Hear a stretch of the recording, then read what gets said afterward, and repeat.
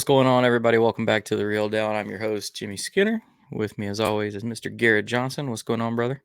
Hey, what's up? Glad to be back. Yep.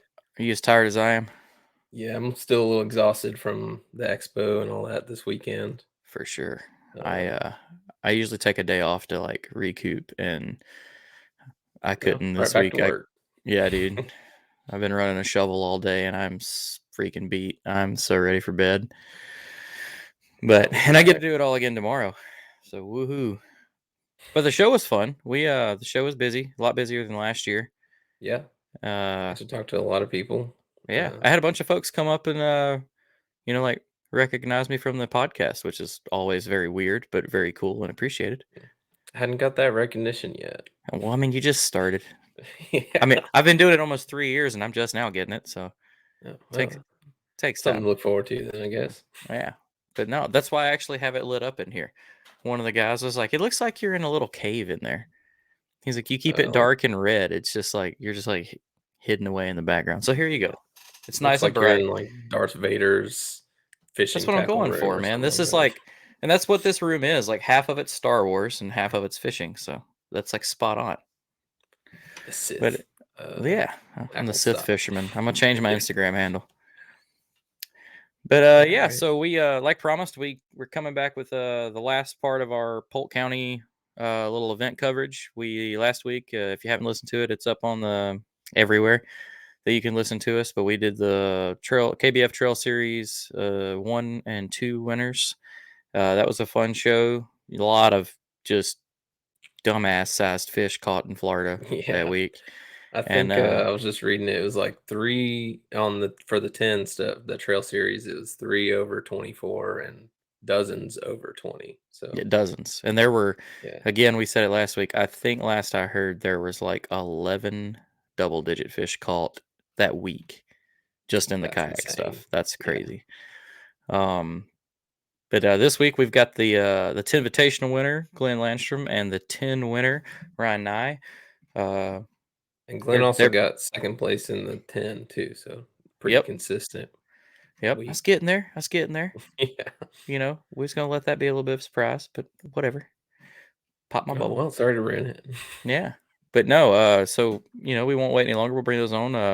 Mr. Glenn and Mr. Ryan, how are y'all doing? We're glad to have y'all. Good. Thanks for having us. For sure. Yeah. Glad we were able to work it out with everybody's schedules and bring y'all stories out here. I know it's been I'd say it's probably a stressful week, but y'all probably were enjoying it. The fishing was so good down there. It's probably more stressful coming back home to cold weather and no fishing. And work. Getting caught back on work after a week. Do you ever just get that close when you come back after a successful trip like that to just be like, I don't need y'all. I'm a professional fisherman now. I'm making the decision. No. But it would be nice. Yeah. That was an option to just stay there. When I was leaving, I was like, can I just not do this and just tell work I'm not coming back for a couple weeks? A couple more weeks? That was something at the show this weekend at the expo. It was so many people that are like, I want to do this for a living. I'm like, well, look here, buddy. Good luck. It's not going to happen. Like, there's like a one there yet. It's not. I wouldn't even say it's a 1%er thing. Like, even the folks that are, you know, doing kayak fishing for a living usually have like secondary sources of income. But no overhead. No. Yeah, no responsibility. They're not married. No children. You got to live your life right way before this to roll down that path. Yeah, I'm not sure how to make that an option, but yeah, and me neither. I don't know if anybody does really. Yeah, without something else, but it blows my mind, like, because we get to see a taste of what it would take to, you know, be a professional fisherman to make it. You know, you do these tournaments like y'all did, and you see just how much that costs with no, you know, fuel costs, you know, like boat fuel costs and, you know, other things. And it's just like, Jesus, no wonder everybody talks about like the boat pros are broke. Like they're all struggling. It's just so expensive to do this. But every now and then you cut you a little check like you guys did. And it makes it a little bit easier for about 5 minutes. Easier to sell the idea to the wife, that's for sure. Mine, not so much. Like I win a couple, and she's like, "Cool, you won a couple. So you're done, right?" No, well, fuck. I walked in the door, mine said, "You're going to Murray, right? And then you're doing Hobie, and then you're doing this." Sure. Hey, no, that's fantastic. Yes. Oh shucks, I guess I got to. I don't want to go to work. Mine is like I just go straight home and hand that check straight to her, and she's just like, that makes her happy. I mean, That's how you pay for your next one. Yeah. That's where it starts. I get lucky enough. It's not up there anymore. I get to keep the little envelope that the cash comes in sometimes. I don't get the money that's in it, but the little envelope's cool. A little bit of proof that I did something. There you go. But yeah, so we appreciate y'all coming on. We usually let everybody start off by introducing themselves. So Ryan, why don't you tell everybody a little bit about yourself and where you come from and how you got into all this? All right. Yeah, my name is Ryan. I am from Andover, Connecticut. I've been fishing out of the kayak since 2018, I think, and then jumped into the national stuff in 2019 or 2020. And I don't know, grinded for a couple years and didn't do great. I think it's really hard to jump from the local stuff to that national stuff and just take off. I see some people do it, but I don't. It's a really hard thing to do. So I did the national stuff for a little bit and struggled, and then just kind of got on a good streak last year that won a couple events and top 5'd a couple, and just stayed consistent, which is hard to do against that many people. Like, I didn't do a lot of the tournaments that didn't have a big turnout. Every tournament I went to was over 100 people, and Wow. it was good, but it's definitely a grind, but it's fun. Oh yeah, and it when you grind like you did, it pays off sometimes, and it feels even like, I know the money can be good, but I feel like sometimes beating some of the people that have been doing this for longer is probably just as or more rewarding than anything else. Especially like if you can beat some of these people on their like local waters, Yeah, which I think for a lot of the northern people, that's what it is. Like the national championship, all the big events are going to be down south because it's just the time of year for them. So you have to be able to travel down there and do something because there's not even water here right now. So yeah, never mind a tournament. Like, the first will start for another 4 months. First kayak fishing ice tournament. You have to like break ice to get out 100 yards and drill a hole. Yeah, right. But yeah, that's really it about me. Awesome. Well, what about you, Glenn? Well, my name's Glen Landstrom. I live in Indiana, originally from down there in Florida. Work moved me up here, but the kayak fishing, I started in a little 8-foot sun dolphin about 10 years ago down there in Florida fishing the Turnpike Canal, and I was hooked ever since I caught the first one out of that stupid little thing, and just progressed and gotten stupid from there. $200 kayak to having, I don't even want to talk about it. Yeah, no, that'll break the rule that our wives don't know what we really spend on those. So, yeah, $800. yeah, somewhere in there, right? Someone gave it to me, honey. I promise. But yeah, I mean, I fished just local stuff. I guess I really kicked off in Lexington. I had moved over to Lexington, Kentucky for a while and fished with the guys in Bluegrass Yak Masters. And man, I really, really got hooked on the tournament thing there. So, wow. That's where I'm originally from, Lexington. That's kind of crazy. Oh, are you? Yeah. 2 weeks in a row, Garrett. Yeah, no. Last week was Sacramento. Yeah. No, that's really cool. What boats y'all running now? I've got a Hobie PA 14. Nice. I'm in an autopilot, Old-Town Autopilot 120. Sweet. Yeah, those are both good rigs. Only thing I don't like about the autopilot's all the moving of them I did this weekend, and that thing is a beast to move around. That and the PAs. Yeah, they were worried about like, don't scratch the floors. We have to pay by the scratch. I don't want to carry that boat across that expo. Like, sorry about your floor. That's why I went with the 120 because it's a little bit lighter than the 136, but there's still all the boats now that everyone is using are so heavy, and I mean, they're just getting bigger and bigger and bigger and heavier and putting more stuff on them and I more mean, power and more this and more that. And, I thought the little like micro skiff thing was going to take off, like the solo brand skiff, and I think like Hoodoo Kayaks made one. I know Robert Weicker was really, pumping on those. I was for sure that was going to be the next thing, and those things aren't light neither. But who knows? I'm kind of happy that right now there's the rule where it's like your watercraft can't be more than 17 feet, 15 feet. I can't remember what it is, but I hope they don't ever change that, because Hobie just cut out the tandem PA 17. There opens up a new market for that for us bass dudes. They'll come back, and like it'll just get ridiculous at that point. See, they brought out another 17, I'd have it.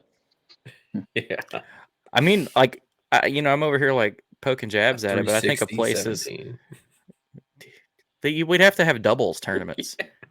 Like, yeah, it would be a little overkill at that point. But oh yeah, I mean, I've actually seen a guy with a 17 set up solo, and it's ridiculous. Like I think AJ had one for a while.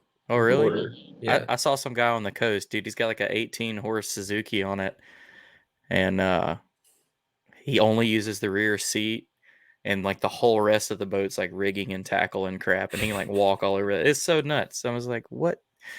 I mean, still cheaper than a boat, I guess. little tangent. But so again, we're talking about the 10 and the Tenvitational. So like we said earlier, we kind of already hit Trail 1 and Trail 2 day, Saturday and Sunday. So Glenn, if you want to recap kind of your day 1 and day 2, and winning the Tenvitational to, grab your seat into the, the Covenant 10 house that, everybody tries to get to. Just tell us about your experience going into that, and then we'll get both of y'all talking about the actual Tenvitational event. Well, for the most part, it was nuts. I went down on a wing and a prayer. I try to make that trip. I haven't made it in 2 years, and I was able to get off. I was done remodeling the house to the point where I could leave. So last minute, I packed up, signed up, and drove down there. I got there Wednesday. There was an insane amount of wind. It was probably 20 to 30 mile an hour gusts, and I went out on walking water, I think, on that first day, and at about capsized. I was on the north shore, kind of where the creeks feed in there, and it was rough. I didn't get a bite the whole first day, so I didn't think I had a shot. I usually fish tiger. So Thursday I went to tiger, and I caught one fish. It was about 8 pounds, but it was one fish, and that's just not gonna cut it against those guys. So not gonna cut it, but I mean, if I'm only gonna catch one, 8 pounds is nice. That one makes it worth it a little bit. It was fun. Yeah, I didn't even mean to hook it. I learned a few things in the 10 house about pre-fishing and shaking them off, which that was a great experience. And I mean, I'll be 49 at the end of this month. Been fishing since I was 9 years old and had no idea how to shake fish off and how to fish them like that. So I took that information with me. But I caught the 1.8 on tiger and packed up about 3 o'clock, I guess, and went to Kissimmee and found a little spot fishing with a guy that I was camping with, and I think I caught like 6 in about 10 minutes, and I was like, "Dang, this might be a good spot," Went back Friday and tried to shake them off, but man, when you drive 14 and a half hours to South Florida or Central Florida, whatever, I want to hold that thing. So yeah, no. If they bite, I'm wrecking them. Like, screw it. I'm ripping lips. So I touched quite a few Friday, and I shouldn't have, but I went to bed pretty confident I was at least going to get a limit, and I wasn't going to throw up a goose egg on day 1. And I was happy with that. So day 1 rolls around, and I had all kinds of electrical issues. I got up and my yak power control module box or something fried in it. So I'm racing, soldering all my wires together in a big knot. I mean, they're like the size of a golf ball. I've just got them all hot, and I'm just just dumping the solder to it, you know. And I got everything to light up. I get to the ramp. I go to throw on my 360 light, and it works for about 15 seconds, and then overheats or something and shuts off. It keeps doing that on and off, on and off. I'm like, I think there was about 6 other guys launching where I was, and I thought, man, these guys are gonna, if I leave, they're gonna DQ me. You know, they're gonna say something. So I was up there holding a bottle and my cell phone, you know, for a 360 and it worked. You know, I mean, it was glowing back there. You know, so and I'm driving with one hand and with the motor guide and holding my 360 light here, but I get to my spot and there's another guy right behind. I see him coming behind me, and I thought, dadgummit, there's somebody coming over here, and it was Florida Jerry, if you know who that is. And there's this little cove, and I thought, well, I'll fish this. And sure enough, he went around me around the corner. I went, son of a bitch, he's going right to my spot. I know he is. So a couple topwater casts, and I caught like a 2-pound crappie on a spook, and wow. Nope, nothing else was showing. I was like, all right, I got to get out of here. So I come around the corner, and it's like he took my waypoints from the day before. He was literally sitting in the patch of Kissimmee that I wanted to flip. But I held back. I watched him for about 20 minutes, just kind of flipping around, wasn't getting any bites, kind of watching what he was throwing and the direction he was going to make sure he wasn't going to like circle back into or anything. And he kind of moved off. It's like, all right, cool, I'm going to take it. I mean, I went in there 60, 70 yards behind him, and first flip was like a 21 3/4. And it was just on from there. It was just one right after another. I had a pretty good first day. Yeah, 96 inches. You smoked them first day. It was good enough for 5th on Saturday. Yeah. And that 5th, and there was it was just under 3 inches between you and first place. So it was a pretty tight. I mean, 2nd through 5th was only 3/4 of an inch difference. So it was a really tight top 5. So you could whack on them. Hey, that's a little loud, Garrett. Calm down over there. My bad. Just knocking stuff down everywhere.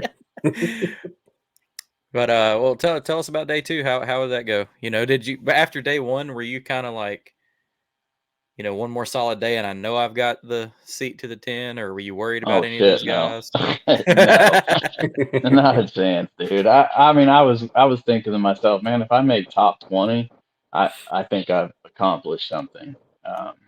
Because I've done the national championship several times, and every time it's down south on Caddo, Gunnersville, whatever, I get on the bite, I figure them out, and then it's the same old story with a lot of people. It's like, son of a bitch, tournament day, they're just not there, or I'm having, angler error. I'm not setting the hook hard enough, or I'm setting it too hard and whatnot. So I didn't think I had a chance. I figured fate was just gonna be like, nope. Sorry about your luck. Not yet. Because I mean, that's what happened to me down at Caddo at what was the national championship down there about four years ago. Just anyway, let's see. Day 2, I went back to my exact same hole. The whole time, all 4 tournament days, I leaned on the same. I said 800. I think it was more about 600 yard stretch. I just back and forth, back and forth, back and forth. But day 2 started out. I had talked to Jerry. Did you have company again? No, Jerry didn't go there. I met him at the ramp and told him what I did. And he's like, man, I watched you sitting there wearing them out. He's like, I know you're sitting good. He's like, I'm not even going to go over there. So it's like, hats off to him. That was super freaking cool.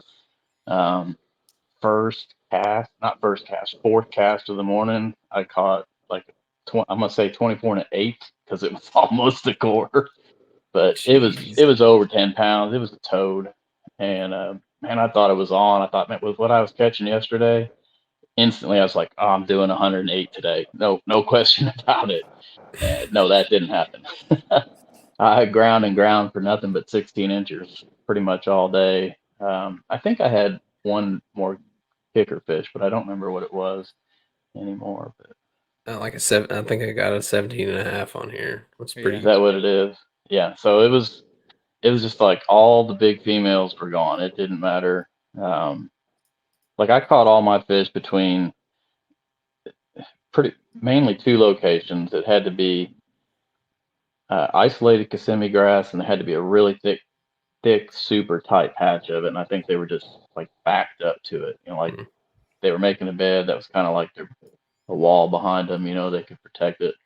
And there needed to be a couple pads right next to it. Even if it was just one lily pad, those big bull pads that curl up. Had to be one of those right next to it. And everywhere there was Kissimmee grass and at least one lily pad, there was a bass on it.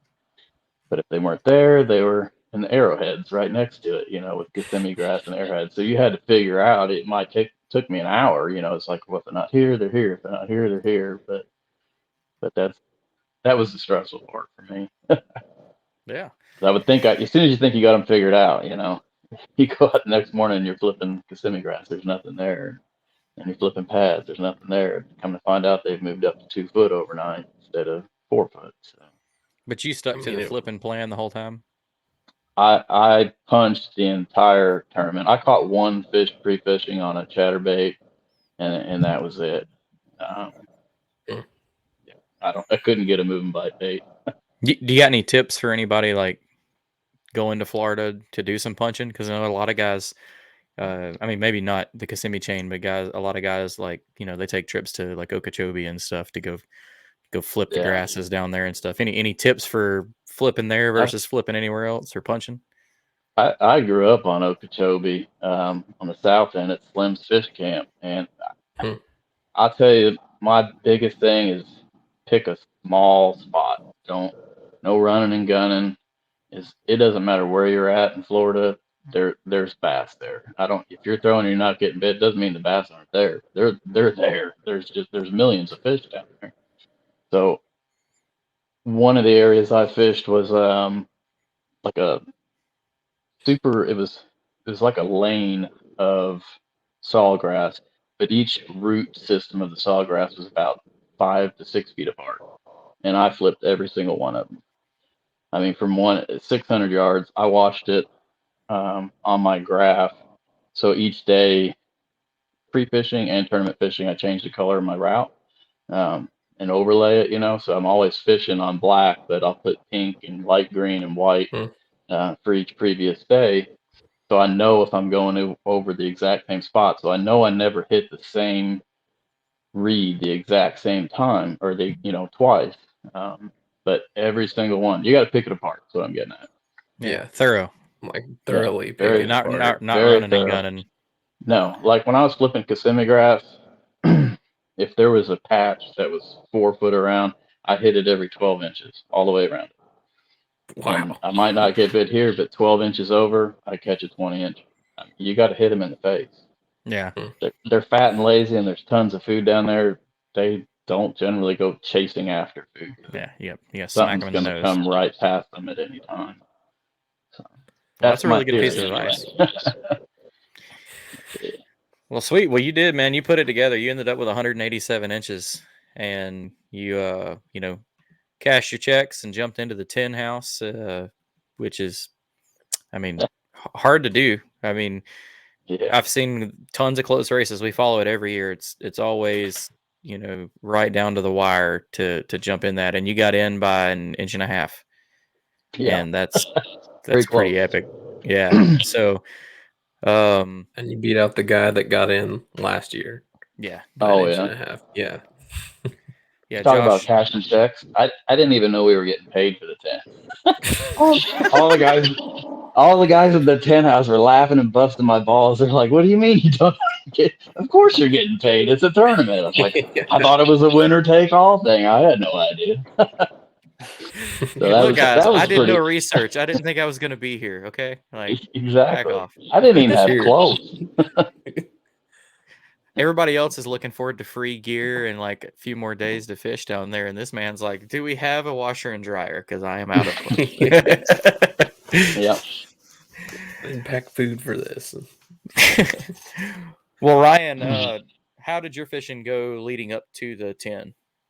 Because obviously, being already qualified, your eyes are kind of set on that bigger tier event coming up. Just you and 10 other guys. But how was your week leading up to it? The week leading up was pretty good. I didn't even sign up for the Tenvitational. I just went for the trail series. So I kind of used Saturday as like my day to try to see what my area had. But I guess I can go back before that, pre-fishing. I tried a couple different lakes, and there's Crooked Lake down there, which is deeper, and it just sets up more like what I'm used to here. So I wanted to give that a good look. So I went there for 2 days, and there's fish on beds all over the place. And I was like, oh, if it gets warm, this place is going to be insane. Like I want to be here when the females push up, because you could go and catch as many 13, 14-inch males as you wanted to. It was just nearly impossible to find a big one. Like I just couldn't do it. So I spent a few days there, and then jumped over to Marion, which is where I ended up fishing for the rest of the time until Sunday. But so I had a spot at Marion that I liked, and I knew that it was going to be busy there. So I spent my trail on day one just trying to find plan B, C, D, E, F, anything but that, because I was like, okay, I know there's fish there. I went pre-fishing. I caught a 22, a 21 and a half, a 19 change, all flipping pads. And I was like, okay, the quality's here. You just got to find them. You just got to find an area or find something. So I found a little area in pre-fishing, and then the tournament, it ended up, there was just guys all over there. And the first day I actually ran to a spot across the lake, and I looked behind me, and Casey Reed was like following me right behind me. And I was like, oh, this isn't good. We're going to the same place, and we're both in the 10. Like this isn't what I want. So instant anxiety. Yeah. I was like, all right, well, I'm not going to fish this much. So I just left, and he stayed or whatever he did, but I didn't see him again. And I just went looking for something else. So I really just kind of threw away my whole plan then, and was like, I'm just going to go try to find something else, which I never really did. So I spent all day Saturday trying to find something. I caught 4 fish for the trail event. And then Sunday I had like a 17 and a 12 at like 11 o'clock. And I was like, you know what? I'm going to load up, and I'm going to go to Crooked and see if those females pushed up. Because if the females pushed up for the 10, I thought that I would have a good shot to go there and do something. And I went to Crooked and ran around and caught 13 inchers and just really went looking. I think I got there at like 12:30 or 1 o'clock and ran 45 minutes across the lake and basically just burned the end of my tournament, but I used it as pre-fishing for the 10. Right. And they still weren't up. So I really just relied on that one spot that I found at Marion, and just grounded out there. And I thought it was going to be a flip and bite, and it wasn't for me. I know it seemed like there was a decent amount of people there for the trail and for the 10, but I don't know if you want me to dive into the 10, what I did there, but yeah, no, go ahead. Day one of the 10. We'll let you talk about transition. Yeah, man. We'll talk about your day one, and then we'll let Glenn talk on his. Okay, so day one, I kind of did the same thing, and I had talked to Casey on Sunday and Monday, and I was like, "Are you going back to that spot?" And he was like, "Yeah, I think so." And I was like, "Okay, well, I'm going to start at the other end of my stuff, and I'll work my way towards you because it's all I got, and I don't know what else to do." And I fished the rest of that lake for 2 days, and I couldn't find another bite. So, so he was awesome, and he was like, "Yeah, dude, that's fine. Don't worry about me." And I was like, "All right, well, don't worry about me either. If you want to come through here, do it. If you don't, whatever." And it worked out really good. But the first day I caught a 19.25 or something within the first 15 minutes. And I was like, okay, like this is going to be, there's fish here, the quality's here. And then it was like 13 and a half, 13.75, 16. Like, and I was just grinding out. Like, I think I got 7 bites all day or 8 bites all day. Like, I just didn't. The flipping bite went away. I caught some on a shaky head. I caught a big one. I caught like a 21 flipping, but that was the only flipping bite I had all day. And then just ground out a couple more until there was probably 2 hours left, and I caught one on the frog. Nice. That just, it like came out of the water and destroyed the frog, and it like front flipped, and it was all the way out of the water, and I set the hook and the frog was gone. It like didn't give that thing a chance, and I was like, well, this is what I should have been doing all day. But yeah, something when they start eating it like that. Yeah. So that called from like a 13 to an 18 and change or something. And then I went the rest of the day with like a 13 in my bag, and I was like, this isn't good. I need to get rid of that. With that group of guys, and you have a 13-inch fish in your bag on the first day, you're probably not giving yourself the best chance to win. And I knew that, and I threw that frog a bunch, and Austin was actually videoing me for the last hour and a half on day one. And he watched me miss 2 fish, and then a pontoon came cruising through the pads that I was fishing, and it just wasn't meant to happen. Yeah. So I ended the day with that 13, but I did find that frog bite late on the first day. So that's awesome. There was benefits, and I was sitting in 5th. I still had a decent bag. I think I had 89.5. Yeah, you were sitting good. Yeah. Josh Stewart came in with the big bag with 98.5. You know, and just a huge bag, probably on the Cinco. If we were to dial him up right now, I guarantee you he's throwing a Cinco. I'd be shocked if he wasn't throwing a Cinco in Florida. And then Glenn, you were 7th. Tell us about your day one.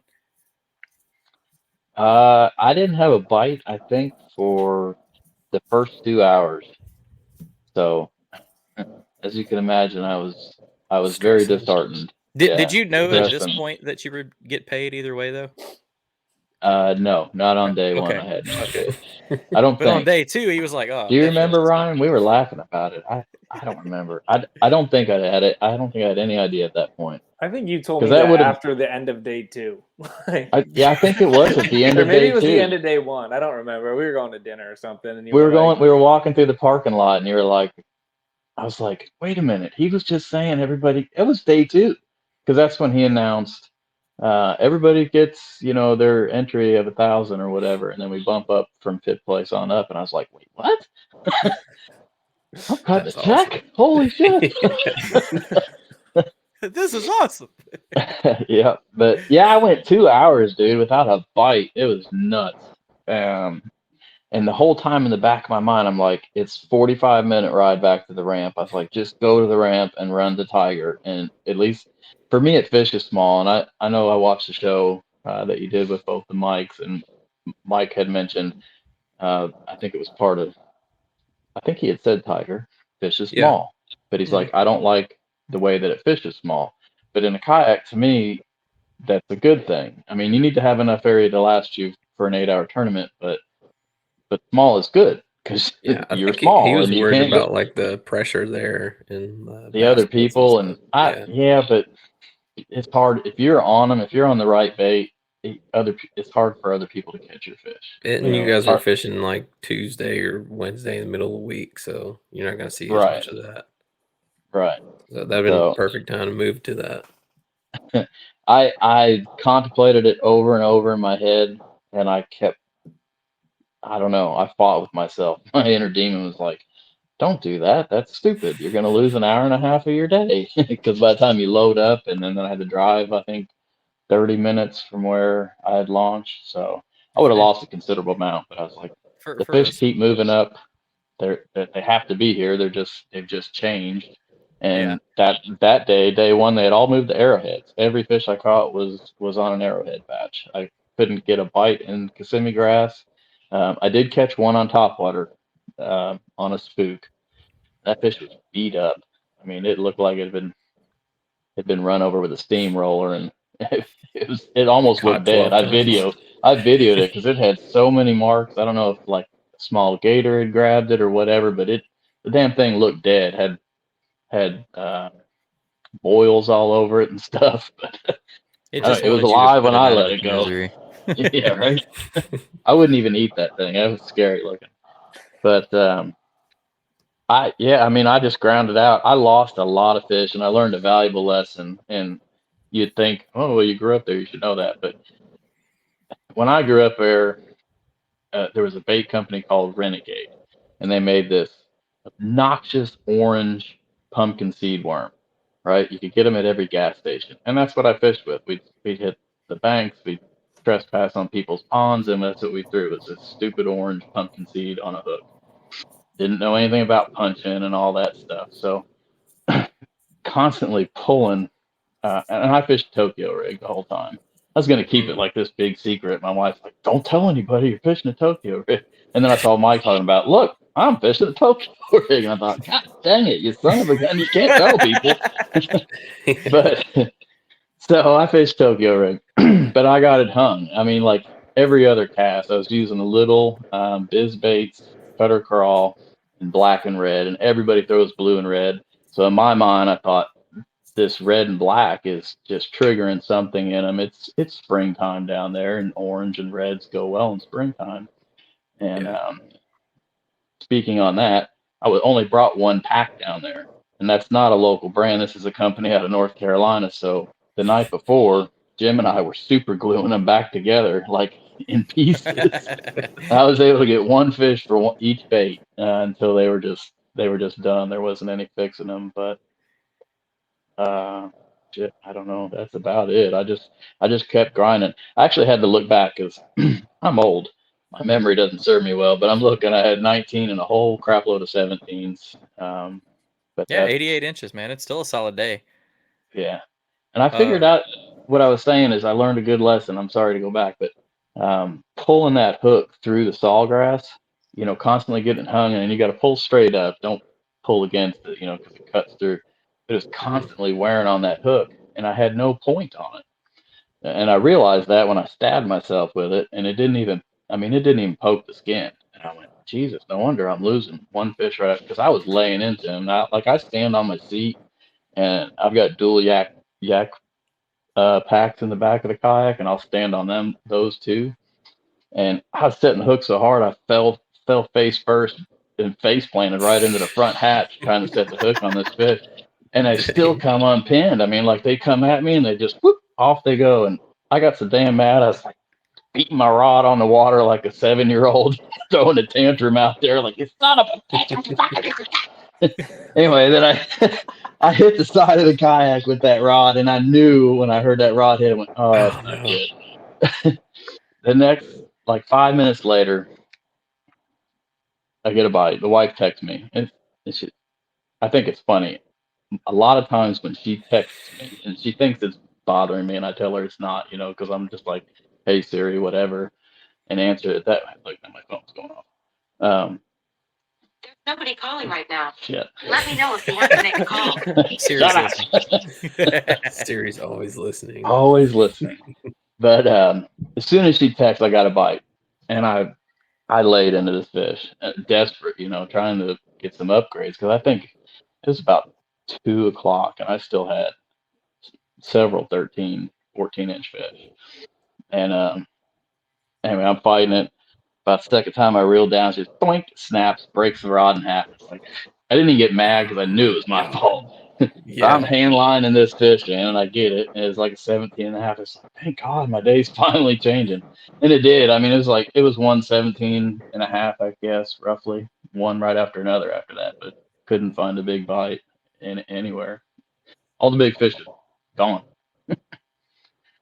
Hey, it still held up for you, it sounds like. And I mean, well, that was my next question was like, how did y'all feel, after, day one, seeing, Stewart coming in with, 98 inches and just his reputation with being at the 10 so many times, and he always puts up good bags. How did each of y'all feel going into day two? 5th and 7th place. Did you think you had a chance or have the spot to make a real run to, possibly win or get up, top 2? Or were you kind of just going out to enjoy it the next day, or how did y'all approach it? Either one of y'all can start. I guess I'll start. I went out on day 2 or after day 1, like thinking I didn't lose it on day 1, but I definitely didn't give myself the best chance. But I You gotta go didn't think bigger I was out at of this it. point. I was Yeah. like, I still have a shot. I mean, you're looking at the leaderboard and you're like, I don't know who was in each spot, but any of the guys in front or behind me can put up a big bag at any time and flip the whole thing on its head. So hoping that 4 people slip is probably unlikely, but if you can go out and, I mean, just catch them or do Execute. something different, or I mean, there's 24s and 25s, and you get a good bag and then throw one of those in. Like at the end of the day, you're going to be sitting pretty. So it was never out of the question, but I didn't think that those guys were going to slip, and I mean, most of them really didn't. Like most of them, like I know Derek had 2 really good days. Oh yeah. Yeah. So I know most of those guys didn't slip at all, and they just kept catching them. And Glen, coming off of 2 already good days, has another good day. It's like, okay, he's probably got enough fish for 1 more. Like he's not just going to fall off tomorrow. So it was definitely not confident in it, but I mean, 2nd through 7th was like 3-inch separation between all Right. of them. yeah, You can psych yourself out of it, but just like you said, you can see that, just like you said, anybody or above you can slip, and anybody below you can get on them, and then the same thing goes for you where you're sitting. You can either slip and knock yourself out of it, or you can have one jam up good day and take it home, which happened. What about you, Glenn? Like, how were you thinking going into day 2? Honestly, with the names that are in there, just like Josh throwing that up, I thought it makes sense. Yeah. he's gonna run away with it. Every time I click on Kayak Fishing's Facebook page, it's Josh Stewart, it's Cody Milton, it's these guys like Ryan that are just, I'm a nobody. Nobody knows who I am. I'm just happy to be so here. I'm just happy to be there. I was lucky to be there, like insanely lucky. I still say it. It's just I happened upon a spot with a lot of fish and just picked the right bait. It was just dumb luck. I ground out. I worked hard for it. Don't get me wrong, but I mean, you had I almost 90 something inches every day. I don't know if I'd say that's luck at that point. Like that's Yeah, there's a little bit of skill involved in that. and you just said you caught them behind people, so Yeah, I did. There is that. Yeah, I did. I don't even remember how day 2 started. I know it didn't start amazing. I know I retied obviously everything the night before. So I had a brand new hook going in, and I caught my first 3 or 4 fish, and I thought, well, that was obviously my problem yesterday, which I honestly think I may have been right at the 100-inch mark on day 1. I was just losing that many good fish. wow. So I knew they were there, and I thought, I'm going back. I'm gonna beat this horse till it's dead. So I called my wife the night before, and I said, I think I'm gonna start on the far north end of my stretch and work backwards, because those fish down there have never seen my bait first thing in the morning, whereas these have. If it For a ain't bunch of broke, don't days. fix it. She's like, get out of your head. Yeah, quit overthinking it. Just start where you were and shut up. And I was like, all right, fine. So I literally went to the exact spot I caught that 24-inch fish, and I'm flipping and flipping. Ain't no fish here. I should have went to the north. But anyway, moved on. I caught 3 or 4, and I felt pretty good. I had a little trouble uploading them that day, so I didn't load anything, if I recall, until about 11. But I had just kind of an average bag in the about 87 inches, I think, by midday. And then I saw this guy. There was a lot of people pre-fishing. I think there was a big bass boat tournament coming in the next weekend. So this guy was just running and gunning right up the airboat trail. It's a little clear as far as vegetation, and he's just screaming a buzzbait. Like, he's using a 9-to-1 reel, a Tranks or something, and he's just run. I could see this thing from 60 yards putting off spray. It had to have been a giant buzzbait. And he's catching them, just catching 15, 16-inch buck bass. And I thought that he'd throw that fish off, he'd hit his waypoint, and he'd just keep motoring. He wasn't looking to catch a big bag. He was just checking for fish. I saw him do that, and I thought, man, if he caught 2 on a buzzbait back to back right there, I said, there's got to be a big fish there, So I went right over where he was at, and the first cast, the first flip was like a 21 and a half. I couldn't believe it. Barely got it. As soon as it gets the net, comes out of the hook, or the hook comes out again. Went around a little bit more, like the other side of that was lily patch. The other side of the lilies caught like a 21 and a half or 21 and a quarter. And then at like it's on my video. It's like 349 or something. I caught a 19 and a half, and I knew I had done well. At that point they had shut the board down. I'm getting done fishing. I'm packing shit up, and I'm going through my numbers. I'm like, dang, I got like over 95 inches today. I might make the top 5. I'm going to be excited if I split the field against all these stacked anglers. Just freaking Joe Nobody. I'm stoked, So I was blown away to pull off a second place finish. Yeah, not 97 3/4 on day 2. Nuts. I mean, Wow. Yeah. that paying attention to your surroundings is so big. A lot of guys, I know a lot of guys complain about fishing behind people. I've got friends in boats that we'd roll up in an area, they'd see other guys fishing docks or something, and they just get mad and want to go somewhere else. No, let them go and then go clean it up, learn from what they're doing. And it worked out for you. That's pretty cool. I'd love to know what buzzbait he was throwing, though, to be burning it that hard, that much spray. I need to know what buzzbait that is. Quad blade or It was something. like it was a musky buzzbait. Yeah. Big old plug. I'm telling you, it had to have been. I was easily 60 to 75 yards away, and I could see the water coming off that bait. I was like, what the heck is he throwing over there? And then he hooks up, and I was like, I'm looking through my box thinking about I better be tying a buzzbait on. I might do something, but I just stuck to my guns. Flip. Punch, so punch. You had a good feeling you were sitting pretty good. So Ryan, take us through your epic day 2. Yeah. So I kind of did the opposite of what Glenn did, and I was on that flipping bite, and then I found the frog later in the day on day 1, and I was like, I'm gonna throw this whole flipping thing away, and I'm not gonna stick to my guns, and I'm gonna go and see what this frog's all about. Because I think I caught 1 fish on a frog pre-fishing there. Like, it wasn't good, it wasn't anything crazy, but it just made sense. Like the area I was in, the pads, the big roots that like float up from the pads, all that stuff. And you can flip all that, but it, like Glenn was saying, it takes you forever. Like if you want to go in and flip every pad individually, you're going to be there you don't have enough time. Like, and that tournament was a little bit longer than the other tournament, but still you don't have the time to do it. But I thought that I could fish. I started out pretty shallow. So I was like, all right, let me see what shallow. I caught like a 13 and a 15 and a 13.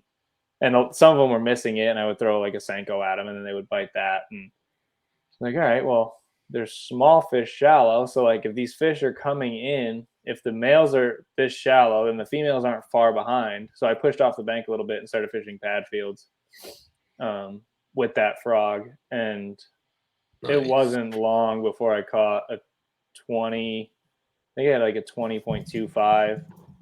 And then I don't know what I was doing. Like, I don't know if whatever. If I took the picture and I was like looking at my phone to see a time or what I was doing, but I just bombed the frog back out over this pad field and it hits the water. And I like look down and I just hear a fish blow up. And I was like, wonder if that was on me. So I just like reel down and set the hook on it. I'm like, yep, okay. And then that was like 19 and change.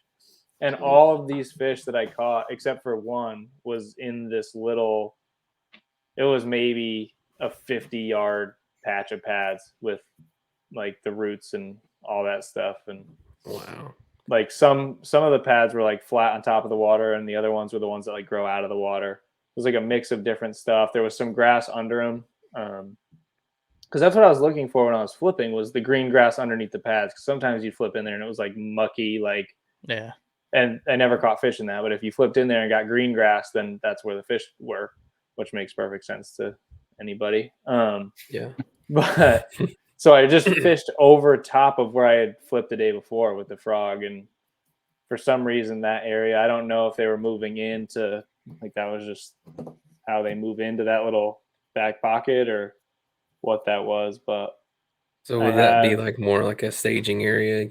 You think maybe? I think so. Yeah, I think that's what it was. And if you were shallow, it was all little males. It wasn't, those big fish didn't seem to be shallow like they were. Like the 19 I caught the day before was shallows and almost no water. And these fish were in, 4 feet, 3 feet, something like that. But I fished that pad stretch for a while, and then I had 99 inches for a long time. Like, I think it was like 4 hours. I had 99 inches, and I was like, you know what? I'm going to run Solid. back to where I missed those two when Austin was videoing me the day before. I was like, I'm going to run back there because I know that they were at least biting the frog there yesterday. So I went back there and I fished through it and didn't get any blow ups. Then I turned around, I fished something else. I came back, I caught a 17 and a half, which didn't help. And with like 4 minutes left, I caught another 20.25. Oh my God. So yeah, I was like, which usually is not me at all. Usually it's like 10 o'clock and I'm done. I don't catch anything else. That's it. But for some reason, that frog that day was just insane. And it was the same thing. They were eating it like it was gone before you even saw them blow up on it. Super aggressive. It was insane. But it was really that one patch. Like, if I didn't find that one patch, it would have been a whole different story. And I think that makes you realize how many fish I missed flipping the day before. That's that's nuts. I'm struggling to get 5 the day before, and then I don't even know. I threw back 17 after 17 after 17 on the second day. Did you know you're on a good day when you catch a 17 and they're like, nope. Like, I've only done that one time in my life, and that is a freaking awesome feeling when you hold a 17 and just like, I don't need you. Like, any other day, I'm like, yeah. Yeah, 18.75 was my small, and I could not get rid of it. Gosh. And I was like, this is not a bad problem to have, but I really wanted Still to break need a little 100. more. Yeah. I was like, please let me break 100. How can I do this? And is that your first century? Your first 100-inch day? Or yeah, I think so. I think I was close a couple of years ago at Candlewood, but that was a whole different style. That was a bed tournament, but I didn't break 100. I think I was at like 98 or something. Man, you can't, a bed fishing epic day is awesome, but you can't Frog beat a fishing 100-inch epic topwater day, bro. Yeah. Everything was on a frog. I'll trade in every other piece of tackle I own just to do that. Like, topwater is king. And I don't do it. Like, at home, I don't throw, because I hate how many you miss. They're there and they blow up on it and they blow out of the water and you miss it.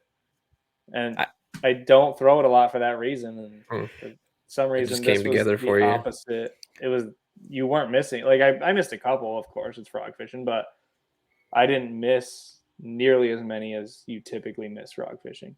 Does it make you think you're something you're going to keep in your hand more often? Yeah, probably like keep it around your for a little arsenal. longer. Yeah, I think so. But how are you feeling? So Glen knew he had a good day and was sitting pretty good to possibly jump up the leaderboard. How are you feeling when you finally busted 100? Were you like, got it? Y'all can't touch me, or? No, absolutely not. No, absolutely not. I didn't think so. I looked at it like I did what I could do, but yeah. I mean, like we were saying Against before, that you look field, at a that lot of list. those- Russ was at 99 when that went off, and he had caught 224s or whatever it was leading up to that tournament. I'm like, I know he's around giant fish, and that's what my thought was. I need to catch one of those. I need a 24 or something crazy just to make a real push at this, because what was I behind? 8 inches, 9 inches going into the day 2. Yeah. So I was like, I did what I could, but if any of those guys have a day like they did on the first day, I mean, they're not leaving a lot of room for anybody to do much. But no, I definitely didn't think I had it. It crosses your mind, like maybe I did enough, but then you look at the list and you're like, there ain't no way. Yeah, that's usually how I feel. When I have a good day, I immediately tell myself, like, if I'm doing this good, someone else is killing it. Like, yeah. I got Especially 100 those inches. guys. Everybody got 100 inches. Like, Yeah. well, no, it worked out. That's How, awesome. we covered the tournament, and everybody knows it by now. You came in with 100.5, ended up with 190, and Glenn, you moved up an insane amount. You moved up into second with a 185 3/4, and I could be wrong, but I think that's the highest finish from the Tenvitational winner. So the invite into the house, I think you have finished higher than any other, because I don't think anyone that was the last pick in has won it. I'm almost positive with that. I'm gonna But go back and look. I'm gonna have to go back and check, and we'll fact check it. But I'm pretty positive that's the truth, because I always root for the underdog when they come in. Like every year, somebody Yeah. comes in that I don't know. I know nothing about that person in the 10 house, but I want you to beat the piss out of all those other guys in the 10 house just because. Same thing with me in any other sport too. Always go for the underdog. Yeah. But what was Ryan? Have you ever been in the 10 house? No, that was the You hadn't first been in the 10 time. house And either. getting in there is just a goal in itself. It's Right. something Yeah. that's so hard to do. Never mind even competing with those guys and trying to win that tournament. Like I got in and I was like, oh, this is awesome. Like whatever happens, you go out and like you don't want to 0, but like as long as you catch a limit, like Yeah. hey, I'm cool with that. This is fun, and you get to hang out with that group of people, and You it's get just some fun. So cool stuff and a bunch of memories. But what was your experience like? How was the experience of the house? Like everything you thought it might be, completely different. Obviously different for Glenn. He didn't know he was getting paid. So if he didn't know he was getting paid, he probably didn't know he was getting all sorts of cool free stuff. Oh, I had no idea. I walked in the door and I went, holy shit! Now this is a captain's bag. Oh, that's for me. Yeah, is this a mistake? I got Cody's room. Yeah, sorry. Hey, Russ.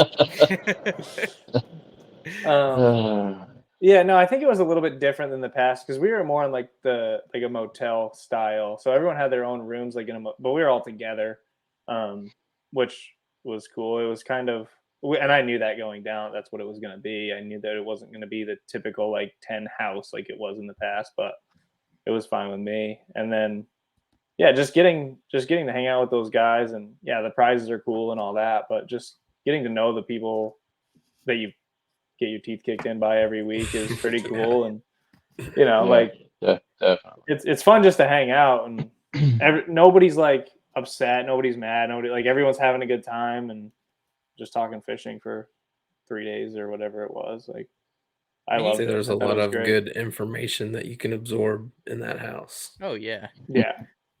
And it was like you could get the vibe from it. Chad did that little video, and y'all are all I think at dinner that night. He was asking everybody who you thought was in last place, and like nobody seemed like foul or ill. Everybody seemed like they were still enjoying it, no matter how the day had went for them. I know we talked about it last week. Josh had a little grin on his face because Josh had been beaten down on fish on day one, but no, it looks like a good time. It's something I'd love to get to experience one time. I think it's pretty cool. And then like y'all both get to walk away and you beat, arguably the best anglers in the sport.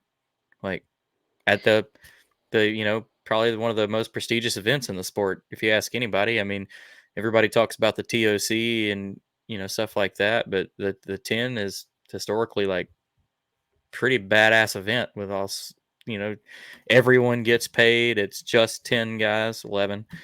I don't know. Yeah. It's just different. It's a different kind of, prestigious. It's hard, like you said. It's super hard to get into, or you can just, one and done it like Glenn did. Just slide on in there last second and then kick everybody's teeth in.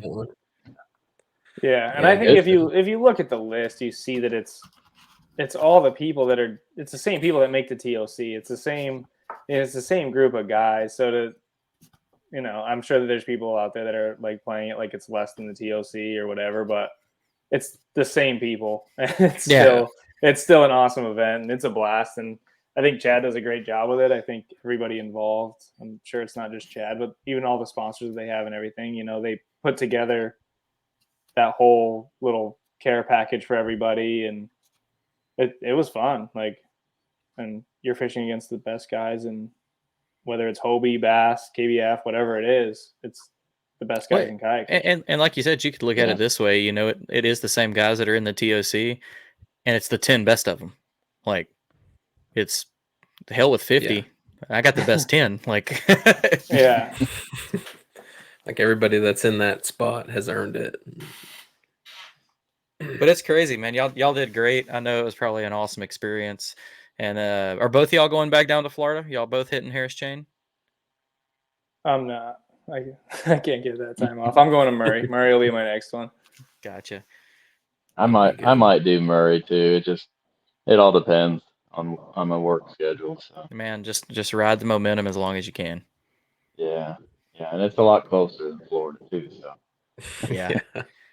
It does suck. Just Something I was going to touch on when you were talking about like you're, loading up in an hour and a half to change spots. When you look at the like Kissimmee Chain, Polk County, when you look at all the lakes down there, they all look relatively close together. For anybody looking to go fish in Florida, none of them are close together. It is like 30 to 45 minutes to go anywhere to do anything. If you need gas, 30 minutes. If you're looking for a restaurant, 30 minutes. Like, we thought when we planned our trip down there last year, we went down last year for the trail series, and we were down there for ICAST and, in the Orlando area. And it's like, you have a plan. Oh, we're going to hit every one of these lakes and do 3 today and 4 tomorrow. No, it's not possible. And you're driving down some like bunk ass dirt roads. Like, Florida's different. Well, man, we appreciate y'all coming on again. It was awesome stories, and congrats again on Ryan winning the 10 and Glen making it into the house, and making your way up to second place. That's nothing to be upset about. Second place against all those hammers, and I'm very proud, very very humbled, honestly, but very proud. And now he knows that there's so many benefits of getting back in the 10 house. He's going to try even harder next year. Yeah. Free stuff. Everybody gets paid. I need 2 more top 10 finishes I hear in the trail, and I think I can get back in. So well, there you go. Off to a good start. I'll be at St. Clair for sure. St. Clair's like my second home. Love that lake. I want to make that one. I've never been there. I want to go there so bad. It's a lot of fun. Well, this is the part where we start to close the show out a little bit, but we want to give y'all both a chance to talk about, your sponsors or anybody that makes the fishing easier for you, anybody that supports you. So, Glenn, take it away. Okay.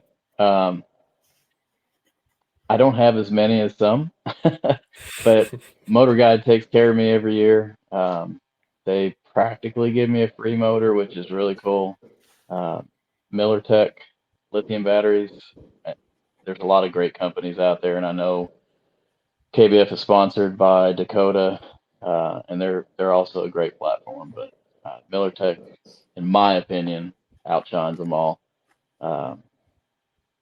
Picasso lures. I used their this weekend. I didn't throw any of their moving baits, but I used nothing but their tungsten. Who else? YOLO Tech. They throw me a free little GoPro camera thing every year, which that's cool.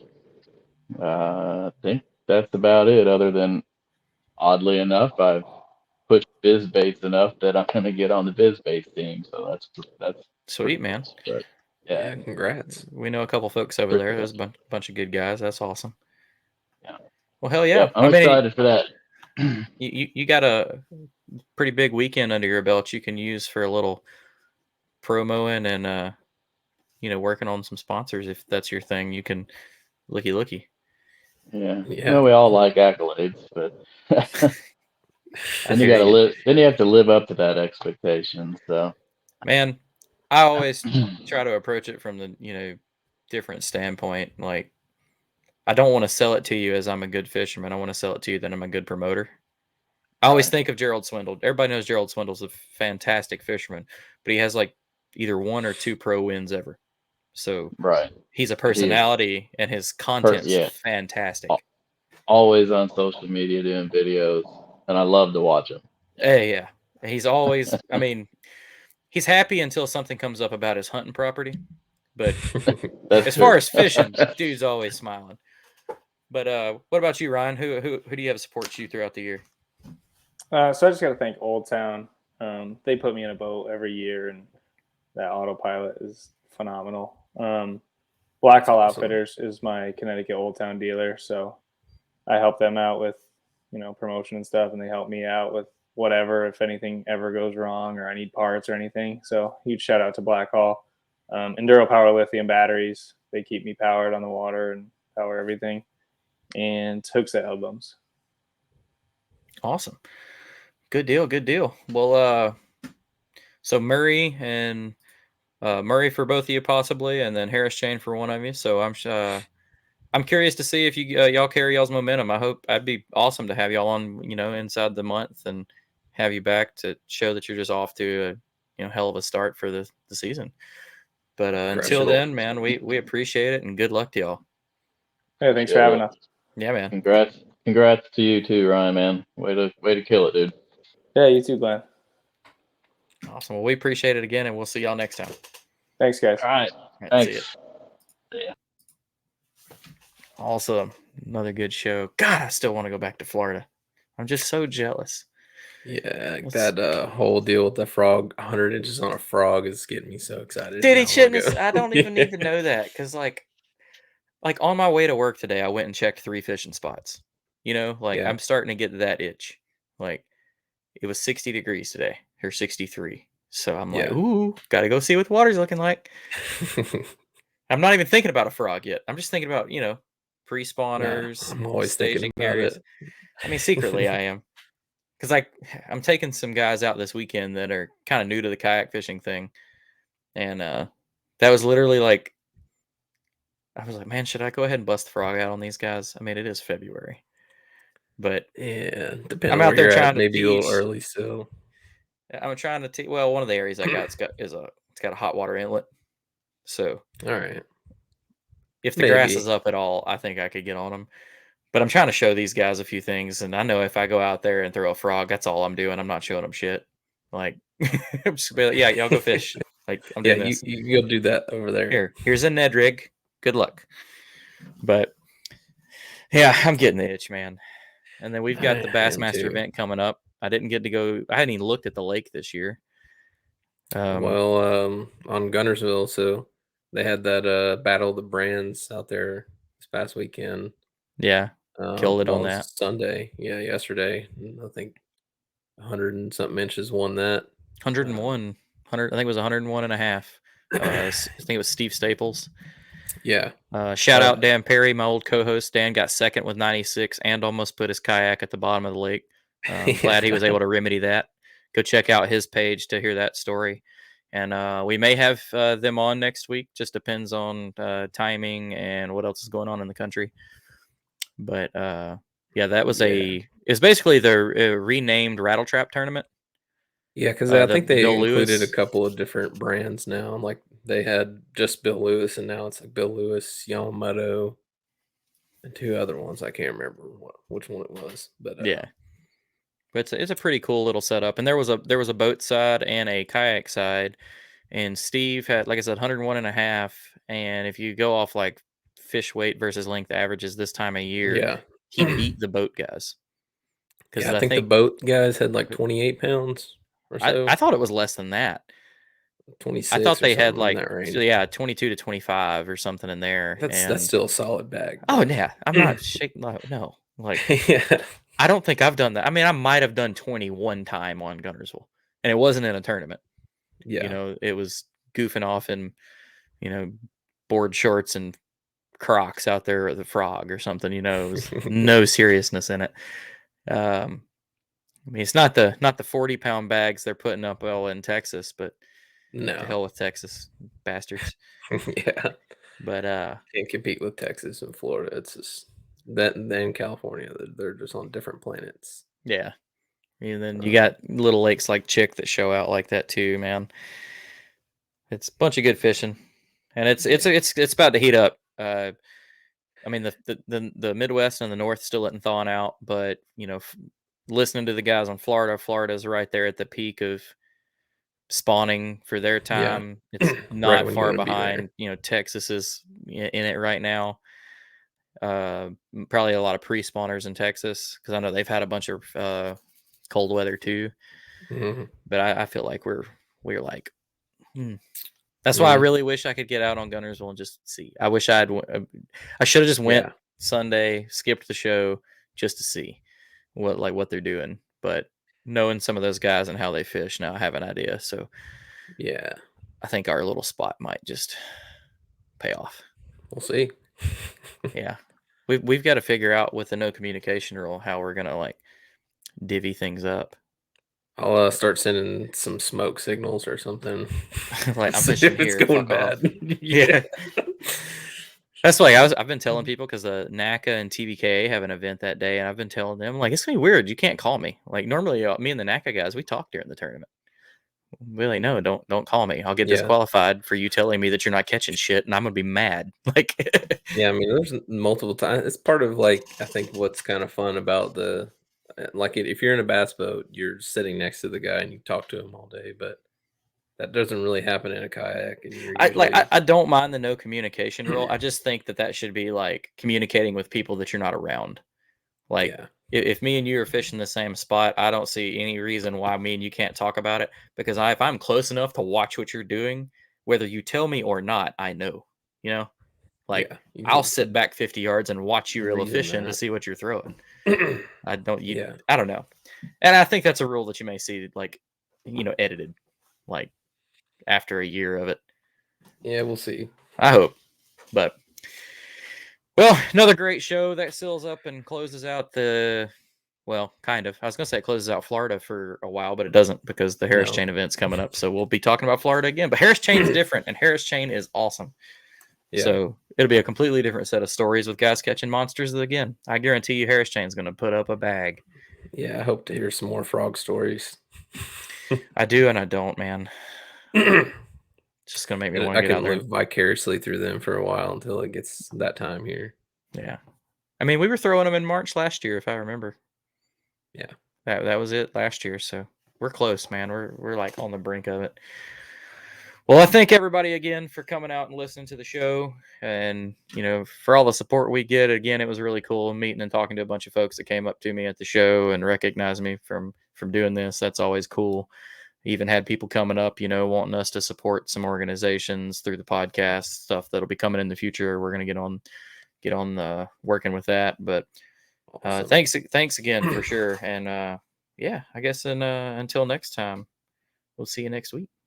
Yeah, anything else? See you. Congrats to Ryan and Glen. Sounds like they had an awesome time down there. I mean, I'm jealous, but it's awesome. We'll end this episode on just straight jealousy. So yeah. All right, everybody. We'll see y'all next time. Peace. Yeah.